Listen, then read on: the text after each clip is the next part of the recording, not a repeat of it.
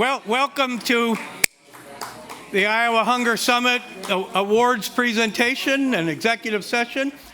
For those of you who don't know me, I'm Ambassador Ken Quinn. I'm the past president of the World Food Prize. I was an American diplomat. During my 32 years as a diplomat, I spent 4 years working for Governor Bob Ray. And I was so pleased to have established the award, the Robert D. Ray Iowa Shares Humanitarian Award in his honor. We've got students here, I think, a number of students, aren't there here? Stick your hands up, students and that. So I want to begin by quoting the most significant philosopher of your generation, Taylor Swift. Yeah. As always, and as you know, and I said, it's me. Hi, I'm the problem, it's me. And so we know what Taylor Swift wanted to convey to you was that the problem is hunger and malnutrition. And that's why we're here. And that was from the anti-hero. That's the anti-hero. And we're here today to honor one of our great hunger heroes, my dear friend Simon Estes. So I want you to just remember three things from what I say. One is that this award was created to be the World Food Prize for Iowa hunger fighters. And you'll see some images of past recipients of this award.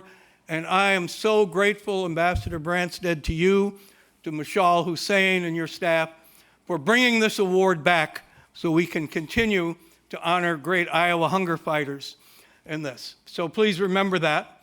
Secondly, for a lot of you who don't know what Iowa Shares was, because it's hard for me to say 44 years ago, in 1979, but Governor and Mrs. Ray and I were coming back from China. We stopped in Thailand, we went out to the Cambodian border, and we saw 30,000 human beings in the most deplorable conditions anybody had ever seen. They were the victims of the Cambodian genocide, emaciated, sick, barely able to move, and dying 50 to 100 a day, bodies being put in mass graves. And Governor Ray took photos. He always had his camera with him. Came back, gave the film to the Des Moines Register, and the next day, people all across the state saw the headline, "I watched people die, Ray." And that sent a current. Remember, this is Iowa 4 years after the divisive Vietnam War. And it sent such a current through our state that it brought the leading religious leaders, educational leaders, business leaders, all coming to say, Governor, we have to do something about this. And we came up with Iowa Shares. Shares stood for Sends Help, Aid Refugees, and End Starvation. And we appealed to Iowans to send in money. We had no organization. Nikki Schissel, I know, is watching virtually, and I and the governor's staff were the only staff for this. And Iowans started sending in individual contributions. We had one corporate contribution from Pioneer Hybrid. Paul Schickler, you'll be happy here, was $5,000, which was very generous in 1979. And we soon had $300,000, then $400,000, $500,000, which is the equivalent, like $2 million in today's money. And we rushed food, medicine, delivered to the Cambodian border. We had started right before Thanksgiving, and the first food and medicine arrived on Christmas Day. And the campaign was over then, but money kept coming in. And it came in for another year. And we sent volunteer doctors and nurses who would call us and say, we want to go. It was one of the greatest humanitarian endeavors, I believe, in the history of our state, which is filled with humanitarian heroes. So remember, that's what Iowa Shares and Governor Ray was about, and his incredible leadership to do that. The third thing I want you to remember is our honoree, Simon Estes, is one of Iowa's greatest humanitarian heroes. And what a privilege it is for me to call him my friend and to have worked with him Governor Reynolds, thank you. Simon and I remember being in your office in June of 2022 when you signed the legislation to create a day of recognition for George Washington Carver, only the third time ever in our state's hero, joining Herbert Hoover and Norman Borlaug. And then we had the first inaugural event on February 1st of this year. I hope I'll tell you off the record that Ambassador Branstad was in Muscatine that day, and he drove at what had to be an excessive rate of speed to make it to Ames in time to be there. But he did it, to be there for the inaugural celebration. But Simon Estes has this incredible history. He was born in Centerville, coal mining town. His grandfather was born in 1837, enslaved, sold for $500. His father could neither read nor write, but his mother and the family were committed to education, studied hard, went to the University of Iowa, became the first black singer ever in the Old Gold Singers, got a scholarship to the Juilliard School of Music, and then in 1966 is on the center stage with his voice like taking down the walls of Jericho, breaking apart the Iron Curtain as he went to Moscow to receive the bronze medal at the Tchaikovsky Opera ceremony award. And after that, he's going around the world. He sang for 7 presidents, 7 Nobel Peace Prize laureates, 2 popes, for Billy Graham, and wherever he went, his voice promulgated this sense of peace through music. And wherever he goes, his voice leaves behind, and his efforts leave behind great tributes and great institutions. Probably his 2 of his most meaningful singing events came in Africa, in South Africa, in Cape Town, where he sang for Desmond Tutu, Nelson Mandela, and then in Johannesburg at the FIFA World Cup in 2010, I believe, where he sang Save the Children, Save Their Lives, the song he inspired to be written, and as he raised money for the UN anti-malaria campaign. And there's now a Simon Estes School of Music in Cape Town. There's a Simon Estes Foundation, Education Foundation in Switzerland. There's a similar one in Tulsa, Oklahoma. There's the Simon Estes Iowa Foundation. He teaches at DMAC and Iowa State. He puts me to shame. He's 5 years older than me, and he's got all these gigs. And he's on his Roots and Wings tour to sing in all 99 counties. As I said, he's trying to do the musical Full Grassley. And everywhere he goes, the money's raised for scholarships.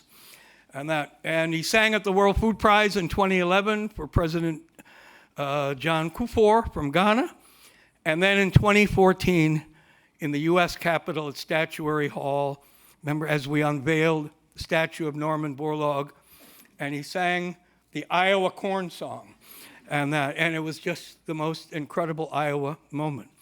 But the musical performance I remember most was when a year ago we went to Centerville with Scott Racker from the Robert D. and Billy Ray Center at Drake, where he was going to be presented the Iowa of Character Award from the Ray Foundation. And we're in this little church, not a church anymore, Second Baptist Church, where he first, as a young boy, as a little boy, sang for the first time, beginning this. And he was speaking, only a few friends were there with him, Harry Stein and his wife, and a couple of others, Ovida, his wife, and he was just speaking. I said, Simon, sing something.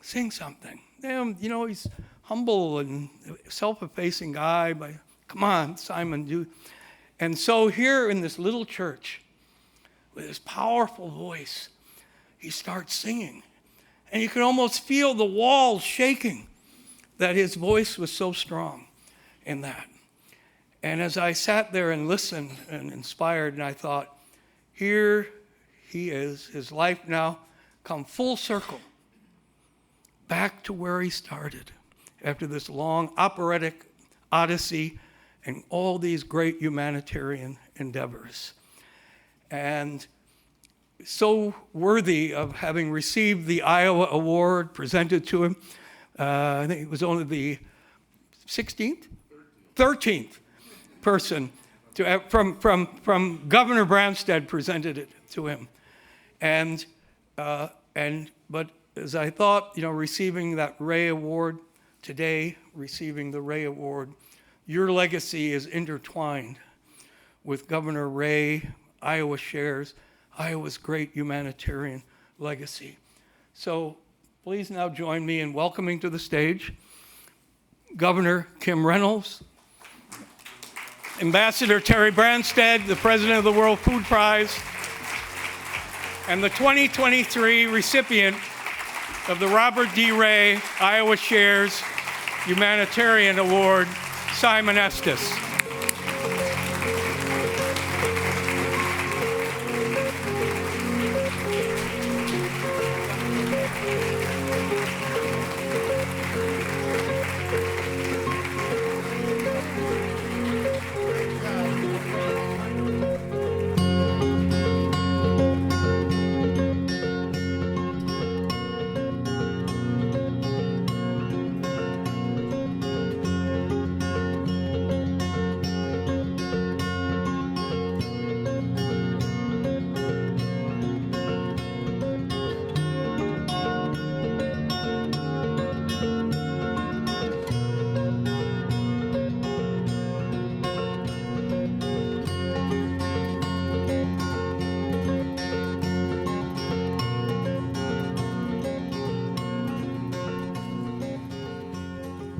Well, thank you very much, Ambassador Quinn.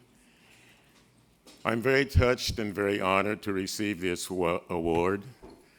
I knew Bob Ray for probably 40 years at least, and every time we met, he'd always say, "Simon, you're my friend." And I would say to Bob Ray, "You're my friend." He was a great man of faith. He had a beautiful heart that he cared about people. He was a great humanitarian, and he did so much for the whole world, but he never gave up hope that we would continue working to try to help people, especially children. I feel very blessed that God gave life to me through my mother, my father, almost 86 years ago. And my grandfather, as Ambassador said, was a slave, sold for $500, born in 1837. My father was born in 1891. He couldn't read or write, but he fought for this country in the First World War. And I'm so grateful that my family brought me up in a home of faith and love and education. I was so honored when I got the Bob Ray Character Award a year and a half, 2 years ago, and now I'm getting another award. But I dedicate all of these awards that I've received all around the world to God, because He's the one that gave me life and gave me a talent to sing opera. My grandmother was the grandmother of my grandfather. She was born in 1840. And this is something very interesting. My father and his family, they came from Kentucky originally via Missouri, and then they came to Iowa to work in the coal mines. And there was a doctor that my father met in Trenton, Missouri, and they knew each other for many years. And Dr. Brummett was a medical doctor, and he came to Centerville at the same time my father did as a coal miner. There's a little house at 910 East Jackson Street in Centerville, Iowa that's still there. A house 26 feet by 26 feet, and a family of 6 lived in that little house, and it's still there. It's empty now, but it's still there. But I'm telling you this because Dr. Brummett who delivered me in that little house, because in those times, colored people, as we were called, couldn't have children or could go to the hospital. So Dr. Brummett came out and delivered me from my mother's womb. But what is fascinating, Dr. Brummett breastfed on my grandmother. She was a wet nurse. And in those days, the white women, if they were pregnant, they didn't want to have to breastfeed their babies. But I think it was so amazing to think that the man who delivered me breastfed on my grandmother. I believe we're all put on this earth to serve the Lord, first of all, and to serve one another. And we're here to take care of children. No child ever asked to be born. And those of us who are blessed, we have a responsibility to make sure those children get nutrition in 3 different forms. They need food to grow and to develop. They need to develop their minds, and so their brains need nourishment by going to school and education and colleges. And then we need spiritual, what I call spiritual nourishment. I grew up in a home where faith was so very important. And my mother and I read the Bible through when I was 11 years of age, Genesis through Revelation. You read 3 chapters a day and 5 on Sunday, and you will complete the Bible in 1 year. And I really recommend it. Today there are more than 5 billion Bibles around the world. And it is a book of history, it is a book of love, and it is a book to give us direction on how to live good lives. We're put on this earth to serve one another and to promote peace and love and kindness. And these were characters that Bob Ray had. And I'm so humbled to have received his character award and now this humanitarian award.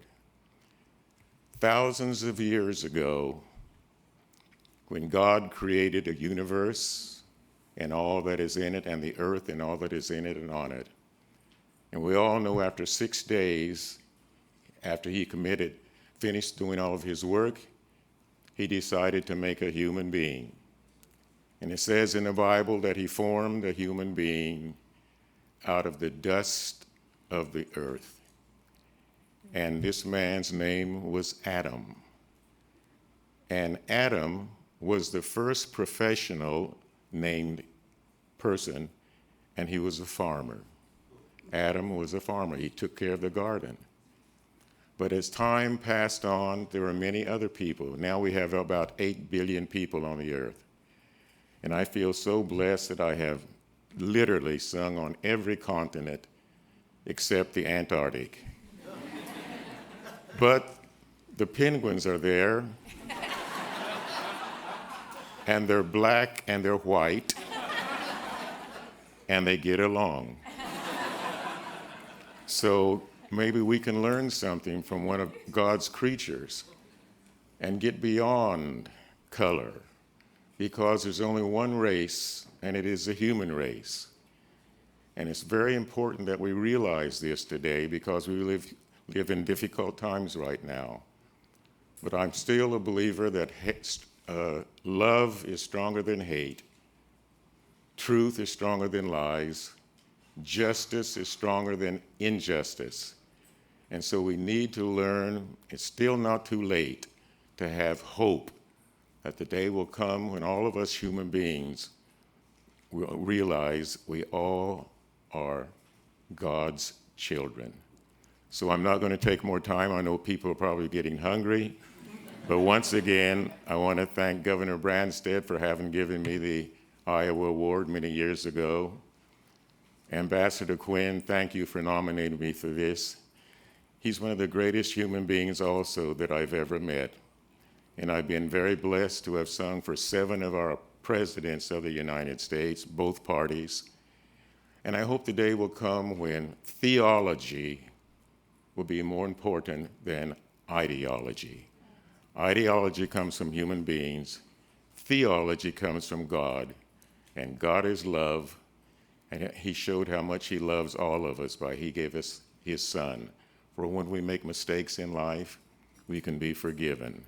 He was the only perfect one, but I strive to be perfect, but I never will be perfect until I'm in heaven someday. But I want to thank all of you for being here today. Thank you, Governor Branstad, for what you're doing now for the World Food Prize. And Ambassador Quinn, I love you. God bless all of you. I love all of you.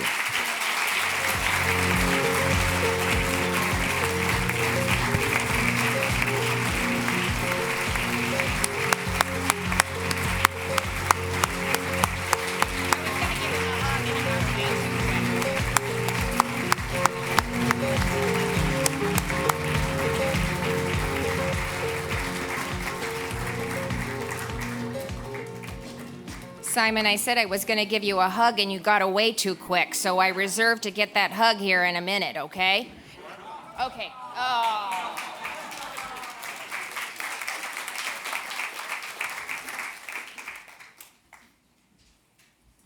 Ambassador Quinn, too, thank you for that lovely, lovely introduction of Simon. That was incredible and impressive. I've got to tell you what, very impressive, but wise words from Simon, so thank you so much. You know, it's an honor to be here to join the World Food Prize at the Hunger Summit in the first year of Ambassador Branstad's leadership.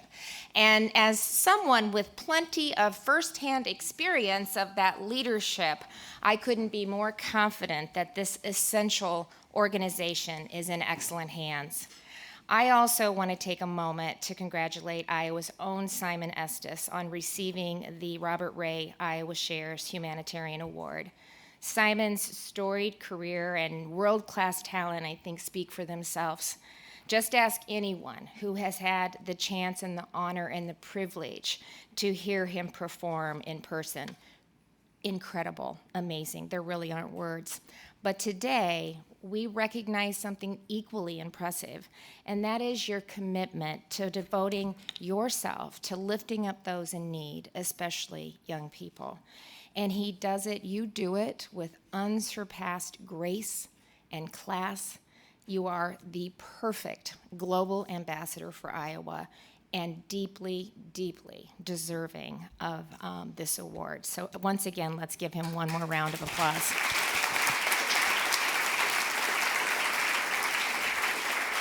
Blessed to have known you.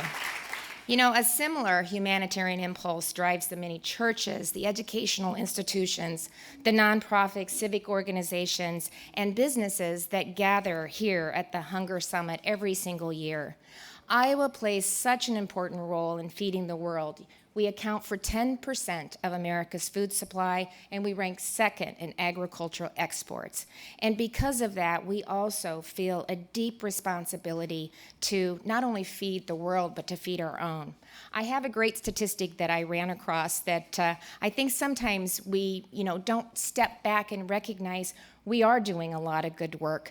Lots more to do, but the USDA Economic Research Service reports that Iowa ranks second in the nation for the lowest prevalence of food insecurity compared to the national average. Now, this is good news, and as I said, I think it reflects the good work that we've done together, but still, too many Iowans, especially children, don't have consistent access to enough food.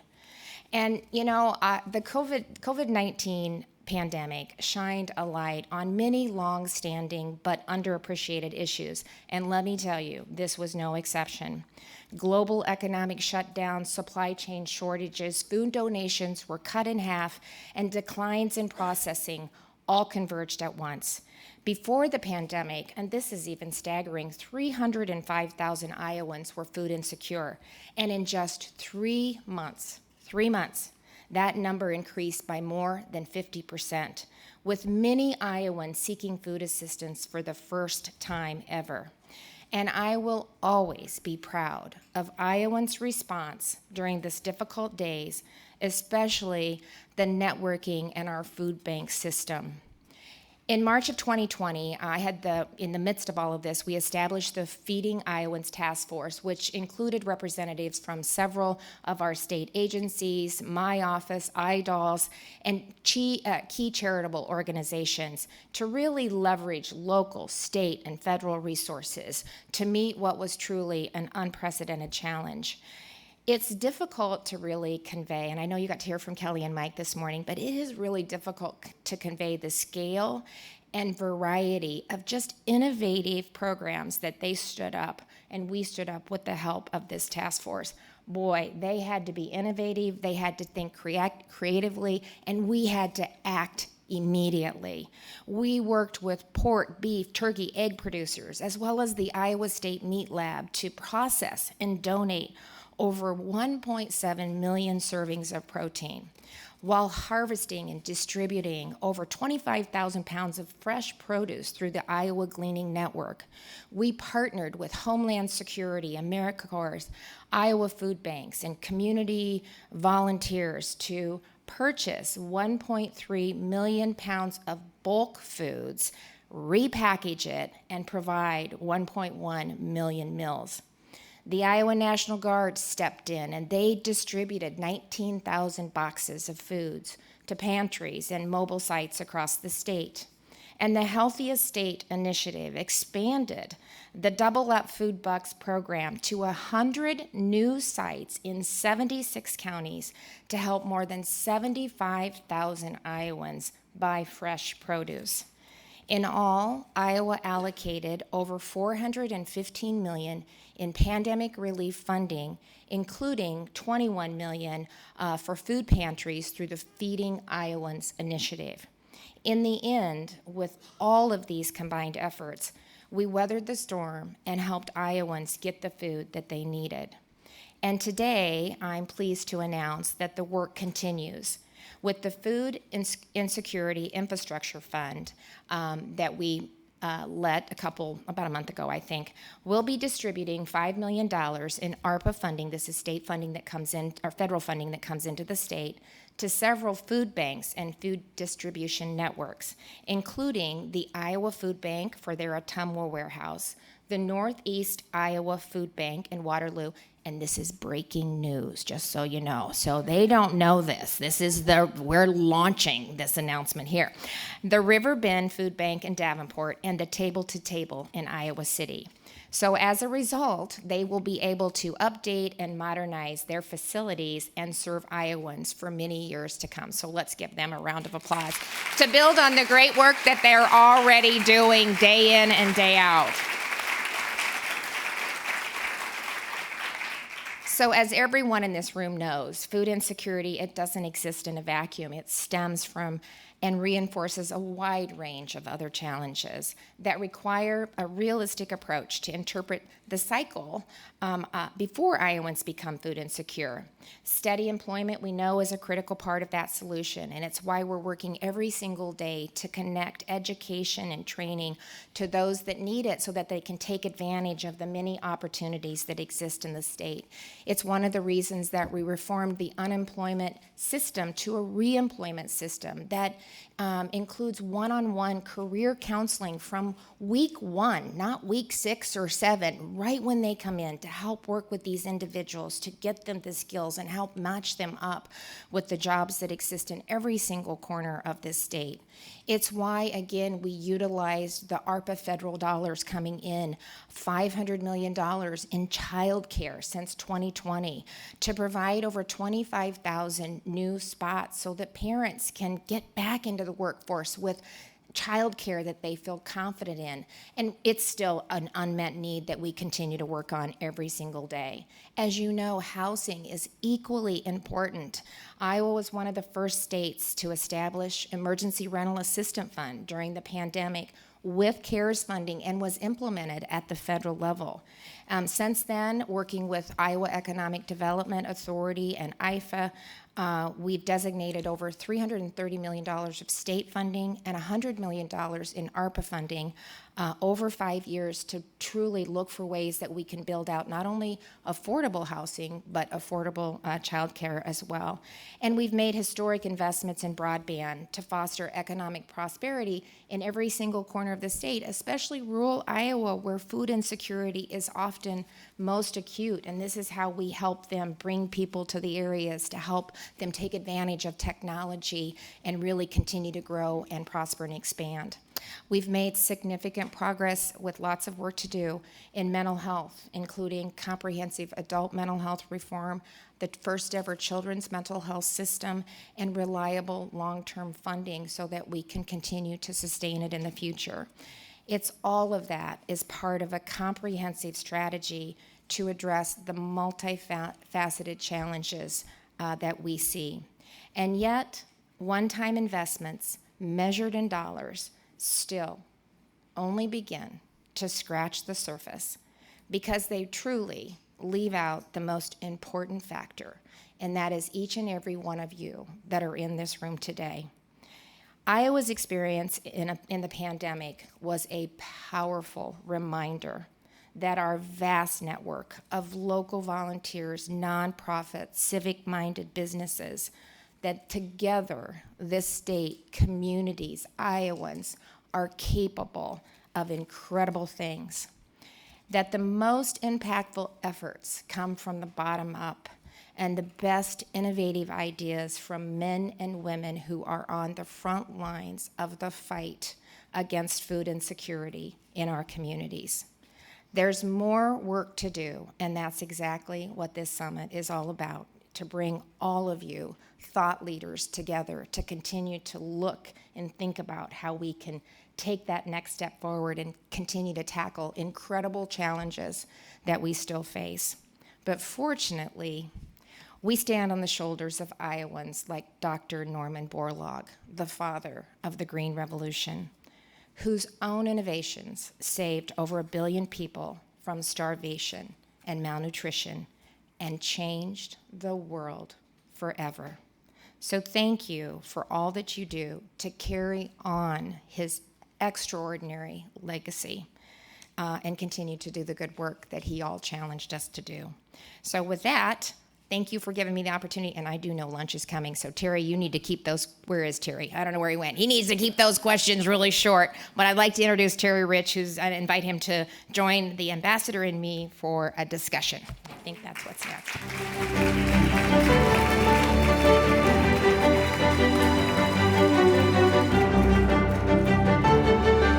Thank you very much, Governor. Ambassador, thank you. Wow, this is exciting. What a crowd, what a group. We're overflowing. And to be here with the longest serving governor for the state of Iowa, male, and the longest serving the state of Iowa governor, female. Yeah! We have today. Hey! How about that? New tagline. So my job is to just get a little bit of the history of where we're at and where you think we're going in this short time that we have. Let's start, Ambassador Branstad. During your tenure, give us some of the things that you remember being done and successes that are still in place today. Well, remember, I was elected in 1982, right at the beginning of the farm crisis. Mm-hmm. The first term I had as governor, we closed 38 banks and land values dropped 63%. Very difficult time.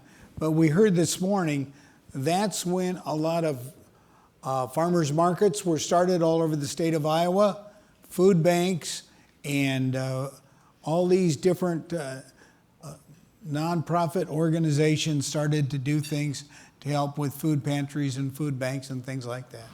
So that's when it began. We still have a long ways to go. We went through some very stressful and difficult times, but I'm proud to say, and especially under Governor Reynolds' leadership, Iowa has really moved forward dramatically. So I'm really proud of what we've done. I know there's still more to do, but I think what the governor announced here just a few minutes ago is another example of what can be done. And we're going to be talking some this afternoon about rural communities that have lost their grocery stores and what can be done about that. That's one of the areas where we have some food insecurity that we want to address.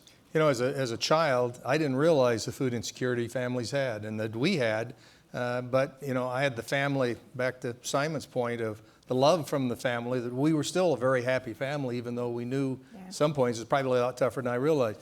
You talked a little about COVID. What other types of things have happened during this administration that make you proud and that you think have been very successful in helping all of these folks make it work? Well, I have to admit that I've spent most of my first tenure as dealing with COVID, about 2.5 years in, actually 3, and we're still wrapping up some of the allocations, making sure that we're meeting the metrics that we need to make in delivering that. But just the significance of that ramping up, unprecedented challenge that there was no playbook to even begin to address. And so, as I indicated in my remarks, we saw people that were food insecure double in the first 3 months. 1 in 7 adults, 1 in 5 children, food insecure. We were actually able to deliver, I think, 60 million meals. I'm getting verification here, which doubled the amount that went out in 2019. But one of the first things that we had to address was we needed to keep the food supply chain moving. We produced 10% of the nation's food supply. We had a processing plant in South Dakota that was shutting down. We had market hog projections of market hogs backing up, and we would have to euphanize. The numbers were staggering, and what that meant to keeping the food in the grocery stores and to keep that food supply chain going. So the first thing that we did that was really impactful, we had a team that worked with the president to make sure that we could utilize the Defense Production Act and have it apply to processing plants. And so that made, and they did, and that made a significant difference, and we didn't see the euthanization that we thought that we were going to see. So that was extremely important as well. The other thing that we stood up at the very same time was the governor's Feeding Iowans initiative. And again, yeoman's work to what these individuals were able to do. We needed a group that was designated on this, focused on it every single day to meet the challenges, and they exceeded expectations. But another component of them being able to do the job was to utilize the funding. So almost over $450 million that went into making sure that we were addressing food assistance to Iowans that needed it. So that was incredibly important that we were able to do that. And then the last piece that kind of was a policy that came out of it, the food banks and the food pantry system had been working for years to make them sales tax exempt. And in 2021, we were able to get that through.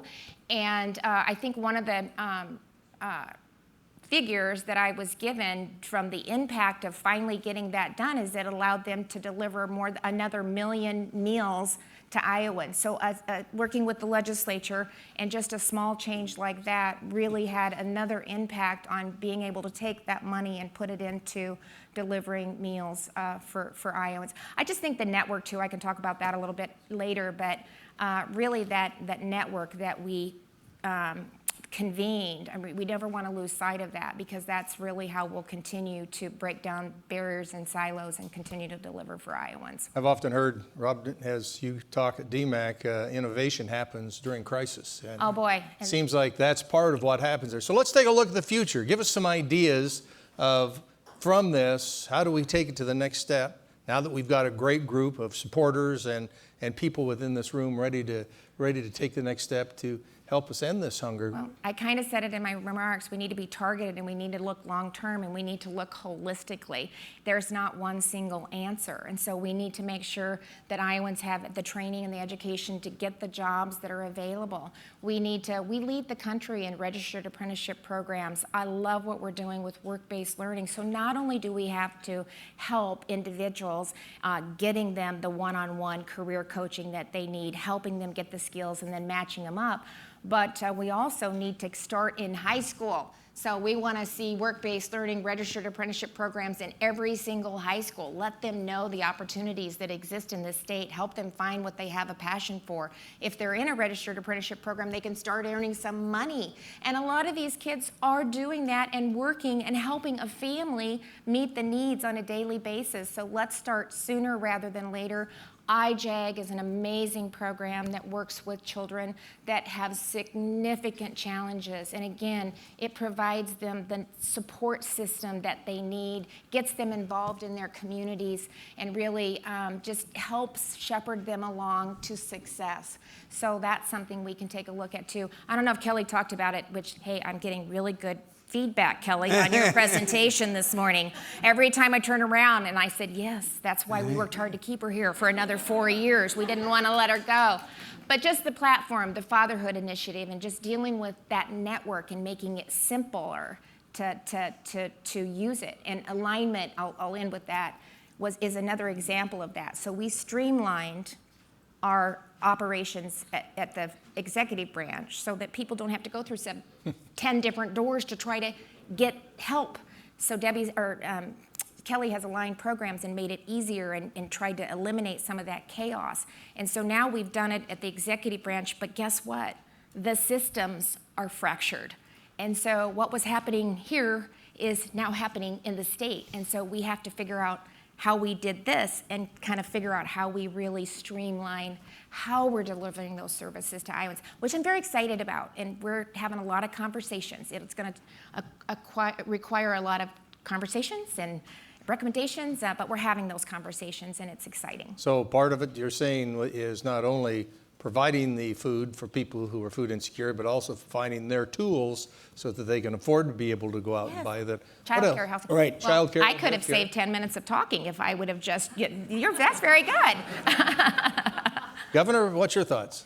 Well, I think it's all about collaboration and coordination and leaders that listen and find a way to work with people to get things done. I think Governor Reynolds has demonstrated that, and what was done here in the state of Iowa. I was in China through most of this time, but what was done in dealing with the COVID crisis was unbelievable. I remember you having press conferences every day and having your staff up explaining to people the situation and what was being done and working so hard to keep the businesses and the schools open. And today, Iowa is in one of the strongest positions of any state in the nation, economically. And because of that, we're able to continue to do more things and reduce taxes and make Iowa even more competitive for good jobs. So, Hey, you just brought it home. We are here as a group talking about ways to make it better through the summit that we're talking about today, the Iowa Hunger Summit. So give us some ideas of what we as a group, how we can work together with the government and the individuals to work closer together to make this better. one of the things, and we've invited Representative Brian Losey to be here because he and his wife made a major contribution to start a grocery store in Bondurant, which has now been sold to Fairway. But he did a lot in that community, and we have Malvern and some other communities in Iowa that have lost grocery stores, and that leads to food insecurity in these rural areas. So we want to see, is there things we can do as a public-private partnership to help communities that are going to lose their grocery store to be able to restore that? And we know it's a challenge, and we know as communities lose population, it's difficult to make a go of it, but we need to be innovative and looking at ways that we can motivate the private sector as well as government to step in and help in those situations. And back to cooperation with this organization and the state. Yep, Governor? same thing. I mean, you were just a leader with public-private partnerships, and I think all of the different initiatives that you had that component, and that's why they're still successful today. So again, just continuing to leverage local, state, federal funding and bringing in the businesses to take this network and the connections that have been, and the relationships that have been created and continue to build on them going forward. And the other thing that we're working on is the platform that allows that to be done easier, so it's not so, again, disconnected, and we're streamlining the way that we do that. But just relationships, empowering individuals, and when you can coordinate and braid the funding, you can do more and be more targeted and get better results. So, continue to take advantage of all of those things that have been put in place, and then figure out the system, the platform, and go to town. Governor Reynolds, Ambassador Branstad, my job was to keep us on time and on budget, just like you guys try to do with the I'm looking at the clock and it says we have 30 seconds. So with that, I didn't even know that clock was up there. Oh, yeah. Okay. Well, I mean, the governor's got a real busy schedule and she's got to move on, but the rest of us are going to stay for lunch. Lunch. Yeah. And my job is to say thank all of you for your support, for your dedication, and for helping out here. And I have to say this on behalf of Bankers Trust, because I was on their community board. Void where prohibited, member FDIC. Thank you so much. Okay. Well, very good, Terry. One There we second. go. Okay, well, thank you. Thank you.